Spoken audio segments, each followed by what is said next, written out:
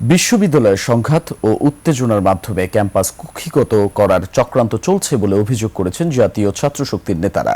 Chittagong city কলেজের ছাত্রদল ও শিবিরের সংঘাতকে কেন্দ্র করে ঢাকা বিশ্ববিদ্যালয়ে উত্তেজনাকর পরিস্থিতির প্রেক্ষিতে রাতে জরুরি সংবাদ সম্মেলনে এমন অভিযোগ করেন। তারা বলেন, দেয়াল লিখনকে উস্কানিমূলক হিসেবে ব্যবহার করা হচ্ছে। গত ১.৫ বছর ছাত্র রাজনীতির স্বর্ণযুগ ছিল উল্লেখ করে নেতারা বলেন, বর্তমানে আবারও তা আগের অবস্থায় ফিরে গেছে। এ সময় ছাত্রদল ও শিবিরকে পুরনো পথে না হাঁটার আহ্বান জানান তারা।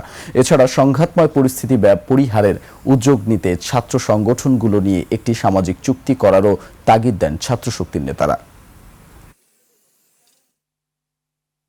এই যে ছাত্র রাজনীতি সংস্কারের বদলে ছাত্র রাজনীতি নিষিদ্ধ করার আলাপ, এটার মাধ্যমেই মূলত আজকের এই যে উত্তপ্ত পরিস্থিতি সেটা সৃষ্টি হয়েছে। আমরা মনে করি বিশ্ববিদ্যালয়গুলোতে, ক্যাম্পাসগুলোতে কোনোভাবে সন্ত্রাসী কায়দার রাজনীতি, হামলা, পাল্টাপাল্টি, মারামারি এই ধরনের রাজনীতির কোনো ধরনের কোনো সুযোগ নেই।